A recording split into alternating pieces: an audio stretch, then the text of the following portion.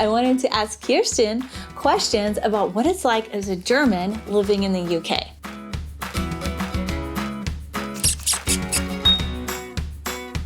In today's video, you will hear from my German friend and fellow YouTuber, Kirsten, on what she misses the most about Germany while living in the UK and what she loves about life in the UK. She also busts some German and English stereotypes. Kirsten and I met through YouTube and became fast friends. We got to meet in person for the first time in September when she came to visit us. We had a blast talking, drinking tea, baking a popular German cake, Zwetschgenkuchen, and we even got to visit Salzburg together, and you can find the video of that trip on Kirsten's channel. And for those of you who are new around here, I'm Sarah, and along with my husband Kevin, we are the McFalls, a family of 6 with 4 kids, a cat, and 2 hamsters. And we moved from the USA to Germany in February of 2021, and we share all of our adventures here with you on this channel. All right, now on to the video. Okay, so the first question I have for you, Kirsten, is what do you miss the most about Germany while living in the UK? It might sound strange. Probably smaller things like, although I have to eat gluten-free, I miss a bakery or a konditorei. We do have a so-called bakery across our street, but it's not the same as German bread. I think Germans are known to be missing bread once they move abroad. And I just love going into a bakery and smell the bread. Oh, it's wonderful. It's so nice. And the coffee and... Yes, and the choice they have. Yeah. And we don't have a Getränkemarkt. Ah, yes. We don't have that. And we have huge Getränkemärkte where I come from. And we always go to one and buy some beer. Yeah. Or some things that are typical German, and we bring it back. So we don't have that. And we weren't familiar with that at first. We thought ice cream parlors might be a thing in the UK. Oh, yes. They are probably like in bigger cities, in London, places like that, but nowhere else. And oh my gosh. Yeah, and the ice cream here is amazing because it's Italians who run them and you get Italian gelato. Exactly, yeah. And like a spaghetti ice. Have you ever tried it? It's my favorite. Oh, it's your favorite. It's my absolute favorite. It's the most, probably one of the more simple ice creams. But I absolutely love it. It's so fun. It just looks like spaghetti, but it's ice cream. Exactly. So cool. And we always go to an ice cream parlor when we visit in summer. Okay. Yes. And we don't have that. So, things like that. You would never think there wouldn't be the ice cream parlors in UK. That is shocking. I know. Or at least fewer, we could say. Yeah. Yes, yeah. I hear from a lot of Germans that they miss German beer when they're abroad. What about in the UK? Do you miss German beer? So Your husband. Oh, sorry. Yes. So I don't drink alcohol, and Joerg, he loves trying the different beers in the UK, and he absolutely loves it. We actually, and my parents, when they came to visit, my dad loves the UK beer, and we always buy some beer for him. Nice. And he really enjoys it. So that's good to know. Germany is known for their beer, but UK also has excellent beer. Although I must say, we sometimes get comments. Why do you bring beer to Germany? That's insane. You're German. There's German beer. Right. This is the land of beer. I know, but I can't say because I don't drink, but Joerg absolutely enjoys it. So it must be good. Okay. And it's not warm, by the way. I think there's, people always think the beer in the UK is just warm and it's disgusting. Yeah, no one likes warm beer. No. So it's not true. It's not true. No. Myth number 1, busted. So what would you say that you really love about life in the UK? I really love the English countryside. Which is all over her channel, and you must watch it. Oh, beautiful. It's stunning. When I was a child, I started watching Der Doktor und das liebe Vieh. All Creatures Great and Small. Do you know it? Yes. Since then, I've always wanted to live in Yorkshire, where it's set, there's something inside of me like that makes me feel like this is home, like the English countryside. Yes. I see what you mean. Yeah. I really, really love it. And we absolutely love the pubs in the UK. The pubs are I could imagine. cozy. They look so cozy online, you know, on videos and stuff. Yeah. So many pubs have like an open fireplace and it's... When it's gray and chilly outside, beer and a fire. Yes. It sounds like the life. I mean, an English country house is hard to beat. Like going to an English country house and visit a wonderful garden is always which a is all over highlight. your channel. Yeah, we absolutely love it. And Kirsten and I were talking before she arrived, and I was like, Kirsten, is there really a German equivalent to the English country manor houses? You know, in England, they were owned by the aristocrats. And Germany, I guess, we couldn't really think of an equivalent here in Germany. No, we have a lot of castles, of course. We do have castles, yes. Lots. The manor houses are a different thing. They really are. They're not palaces. They're more cozy. Yes. They're still huge. Well, they are huge. They are absolutely massive, of course. But the decor is more cozy or something. Yeah. It's like the building isn't as high and things like that. They are absolutely amazing and so many different styles as well. And so many to explore. I'd love to own one and maybe turn into a wonderful bed and breakfast. Wouldn't that be amazing? That's a dream. That probably will never happen. But $10 million later. 10 million pounds later. yeah. Exactly. We can dream.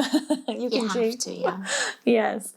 Yeah, that's what I love about your videos. There's English countryside manors are not a thing in the U.S. They're not a thing in Germany. So I get to travel vicariously through their channel. And of course, one day we will get up to England and see them and get a tour of the English countryside with Kirsten and Joerg. Oh, yes, please do.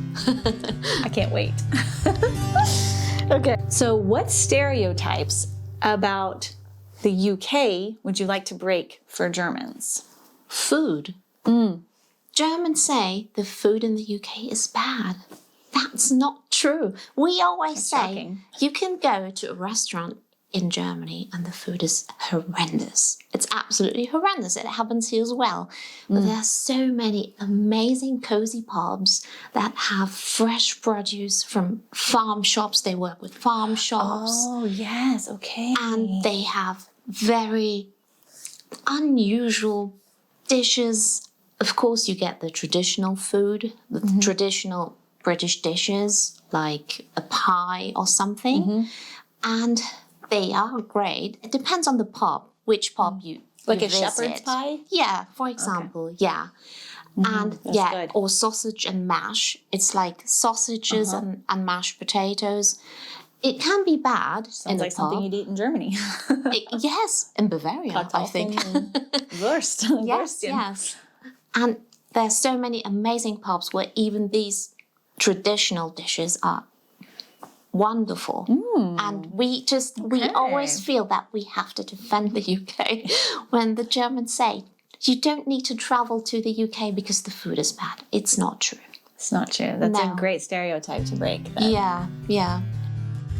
What are some stereotypes that the British have about the Germans that you would like to correct? I always feel that although we live in the UK, there's still the German in us, which will probably never go away. Definitely. We are more direct.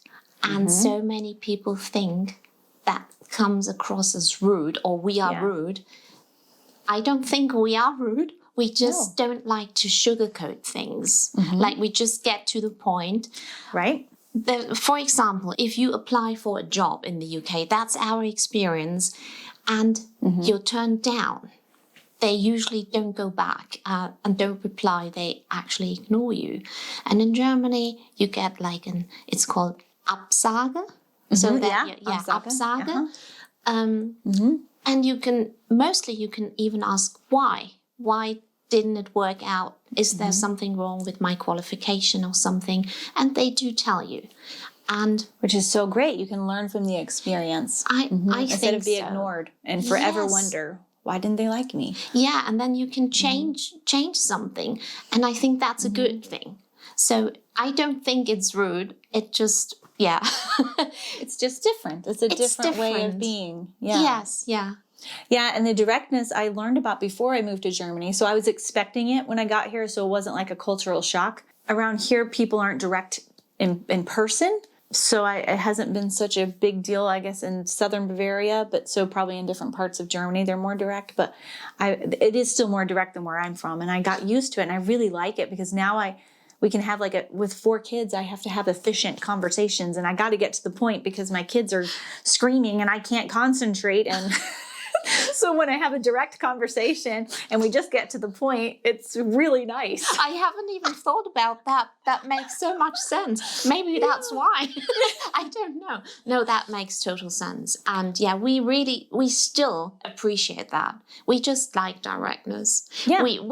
Sometimes we try to sugarcoat a little bit when we write emails, like don't get to the point directly. We say, we hope this message finds you very well. Whereas in Germany, you don't ever say that. You just say what you want. Yeah. So that's Sehr geehrte Frau McFall. Yeah. Yeah. Unser Termin ist exactly. That's it. heute. Yeah. I don't know. But you have to add something in the UK. Yeah. So how are you? How are the kids? How is your dog? How is your house? How was your vacation? Yeah, I know. It can get a little excessive actually in the US and the UK. Yeah, it can be a bit too because it's much. like it can be fake. I mean, like if you're writing to a colleague and asking all these questions, do you really actually care about the response? That's the probably thing. half the time you don't. That's the thing, yeah. Yeah. So that's a huge difference. Yeah. Yeah. So as I said at the beginning of the video, Kirsten and Joerg are from Germany. They're Germans, and they moved to the UK. What, about 7 years ago, you said? Yes, yeah. So why did you choose the UK? Yeah, that's a funny story. We've always wanted to live in the UK because Joerg lived in Australia when he was very, very little. Really? So yeah, cool. He has a bit inside of him, like the culture, just a little bit. Although he was tiny when they came back, still tiny, it just stuck with him a little bit. And I lived in Egypt with my parents as a teenager and started to learn English from British people and fell in love with the language. Mm-hmm. Many years later, I studied English literature also for... So cool. Yeah, I know, it's so strange. So I spent a semester in Cambridge and Joerg and I said, we have to live here for at least a little bit. and try it out. Yeah, but it never happened. So we had a house built in Germany and we let it go. You know, so many How people. life happens. Yeah, exactly. And then all of a sudden, a job offer came around when we were older. I mean, we are older people. You can't tell, can you? No. And yeah, we were talking and discussing and we took the job offer because we said, if we don't do it now, we will never do it. Yeah.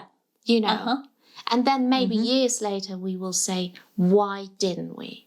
Yep. You knew it would be one of your life's regrets, maybe. Exactly. I mean, you're probably very familiar with the same thing. Exactly. You will regret it someday, especially when it's like, exactly. When you just want to do it. If you don't want to do it, that's totally fine. But we had it like... It's like in your heart. It's a little bit of an itch. Yeah. So it's an itch. Yeah. And that's how it happened. So we don't know if we will stay there forever. You just never know what happens. Yeah. But for now, we are perfectly happy there. So. Oh, I love it. Yeah.